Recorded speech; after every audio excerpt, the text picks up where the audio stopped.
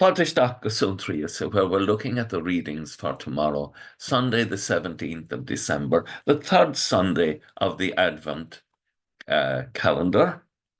And we have lit the third candle on the Advent wreath, the rose candle, which represents Our Lady. And we walk in the light of the encouragement of Our Lady as we walk in Advent in the third week. And we use her life as a reflection.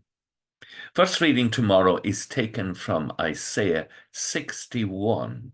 The Spirit of the Lord has been given to me, for he has anointed me. He has sent me to bring good news to the poor, to bind up hearts that are broken, to proclaim liberty to captives, and so on. And that is what the Spirit of God has done for you and for me and for Our Lady and John the Baptist. We are called to be good news in the world of darkness and worry and fear and depression, to be lights of hope in the midst of a city of darkness. There's a beautiful line in it. He has wrapped me in the cloak of integrity. I think of that really as a child when I was baptized.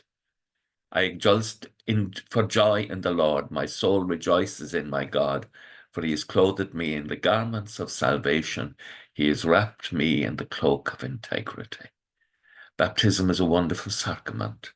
The Lord has taken us out of the kingdom of darkness into his own kingdom of light. And the psalm tomorrow is actually a canticle from St. Luke's Gospel, and it's the canticle of Our Lady praying the Magnificat, in which her soul praises God for the good things that God has done for her. Mary is filled with gratitude and appreciation.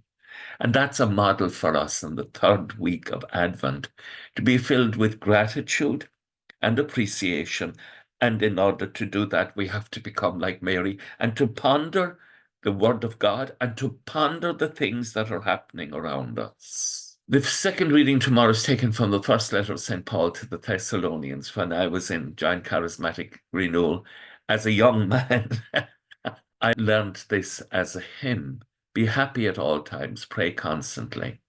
Rejoice always, pray constantly, give thanks to God in all circumstances, for this is the will of God in Christ Jesus for you. To enter into this week rejoicing constantly. And that means we have to focus on the good things. We have to pay attention to the good things. Try not to suppress the spirit, Paul says. Sometimes we're filled with negativity, and someone says something, we kind of react in a curmudgeonly way and reject it.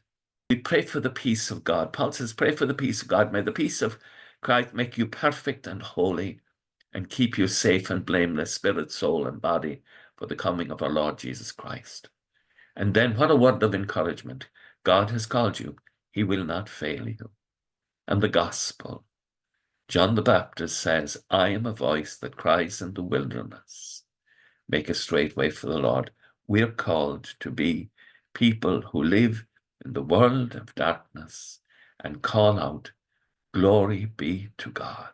And we do that not just with words, which could be very false, but we do it with the joy that is in our lives. With thoughts such as these, let us go to our beds and let us pray that we shall indeed awaken in the morning with the praise of God on our hearts and on our lips. Agus gamana dia ilakok the kshiv, ahur mak agus spirit nave. Amen. Slongafo. Bye for now.